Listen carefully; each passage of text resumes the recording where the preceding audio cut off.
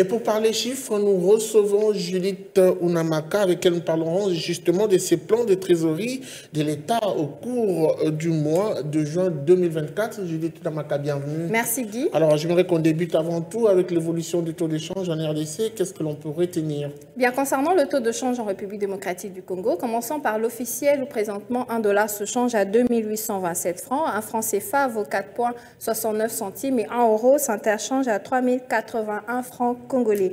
Maintenant, prenons le cas du marché parallèle. Nous nous sommes focalisés particulièrement à Kassavubu et dans ce lieu circonscrit comme cible, 1 dollar se change à 2800 francs, un franc CFA vaut 4,70 centimes et 1 euro revient à 3090 francs congolais. Vous nous parlez de ce plan de trésorerie de l'État au cours du mois de juin 2024, une précision importante. Comment s'est clôturé le plan de trésorerie de l'État justement au cours de ce mois? Bien, au cours du mois de juin 2024, hors échéance fiscale, le plan de trésorerie de l'État congolais s'est clôturé par un excédent de 38,8 milliards de francs congolais contre un déficit de 495,2 milliards programmé pour le mois. Alors, à la période indiquée, le solde du Trésor hors dons budgétaires, soit 259,4 milliards de francs congolais et déficitaire de 220,6 milliards de francs congolais. Et quel a été le taux de réalisation atteint par les recettes publiques au cours de cette période? Concernant les recettes publiques au cours de cette période, elles ont atteint 1950,9 milliards de francs congolais, soit un taux de réalisation de 130,4% au cours de cette projection. Alors, l'analyse post révèle justement que les recettes